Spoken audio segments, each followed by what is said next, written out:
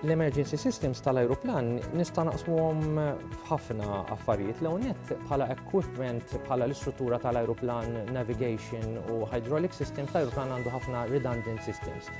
Biex niftehmu s-sistema tal-hydraulika għal waħda għandu 3, is-sistema tal-elettriku għandu 2 engine-driven generators, għandu an auxiliary power unit at the back, għandu l-batteries, u mbagħad jekk inti titlef iż-żewġ generators in flight għandu isa reddina illi toħroġ miż-żaq tal-ajruplan illi dina tibda ddur bir-riħ bil-veloċità li kondej l-ajruplan u dik tippowerja sistema ta' emerġenza fl-elettriku u sistema wkoll tal-hydraulic. L-ajruplan jekk jitlef il-tlet hydraulic systems prinċipali u l-elettriku prinċipali jista' jkompliti ovvjament biex jagħmel inżul ta' emerġenza bil-what we call the remer turbine li hija r-reddina li tkellimt fuqha.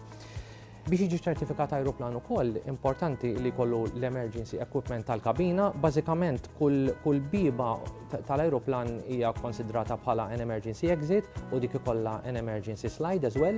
Għandek iż-żewġ twieqi fil-cockpit li jintużaw bħala emergency escapes as well li huma attrezzati bil-ħbula on the ground. Parti integrali li ħafna min-nies jintaqgħu magħha waqt li qed isir il-briefing qabel titlaq it-titjira huwa l-ġaketta ta' salvataġġ. Dik insibuhom taħt is-sit u dik tintuża f'każ li l-ajruplan jagħmel inżul ta' emerġenza fil-baħar.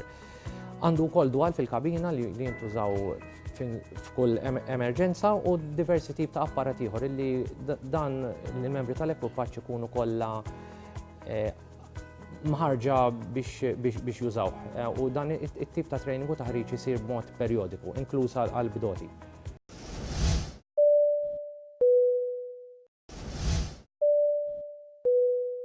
Ninsabu fil-mitjar militar ta' Aalborg fid-Danimarka fejn ġejna mistidna biex insegwu l-air show ta' din is-sena.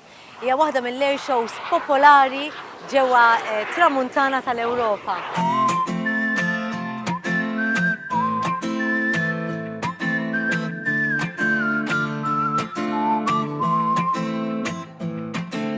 Captain, why is it important for the military to organize air shows? Well, normally the public consider the military to be a closed world, something that they normally don't get access to. So it's very important to us to say, welcome, this is why you pay tax, this is what we do, this is our job, this is all the sort of missions that you can imagine that we're doing on a daily basis. What goes into organizing an air show? A lot of hard work. We started almost 1 year ago, starting 2-person, adding more and more and more, and on the day, on the show, that's going to be more than 1,000 people doing some kind of job. So it's a lot, it's a big headache, and I imagine there's not much income in this, right? Not at this particular moment, because it's going to be tomorrow, and everything should be sorted out by now. What about the spectators? Usually the spectators who visit air shows do so on a regular basis. So how hard was it for you and your team to give the spectators something different or something that nowadays they want to see? Well, actually, you have to imagine that there's the person that's coming here for the first time, and then you have the ones that have been going to 10 air shows.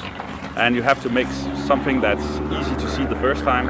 It has to be relatively slowly, so they can imagine it's a difficult maneuver or something like that.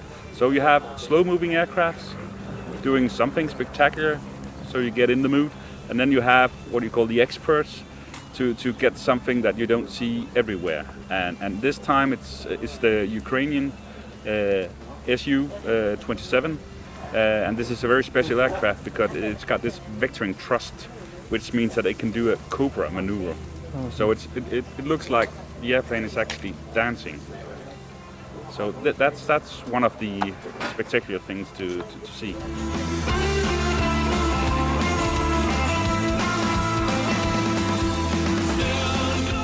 Some of the spectators visiting an airshow also want something when we look back in history.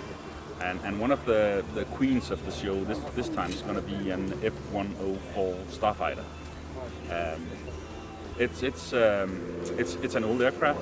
It used to be in the Danish Air Force. This time it's a Norwegian one coming, and there's very few of them actually still flying. So that's also going to be something people are looking forward to, and especially on this base. Of course, and it's privately owned, I hear. It's privately owned. Okay. Yeah.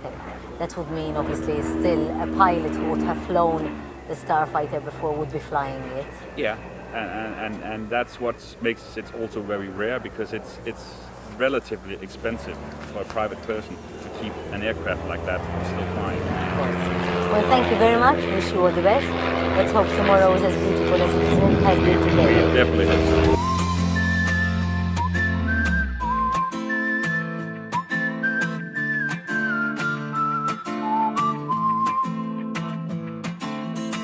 Fl-episodji li ġejjin se nurukom xi wħud minn dawn l-ajruplani flimkien ma' intervisti li ħadna mal-bdoti tagħhom.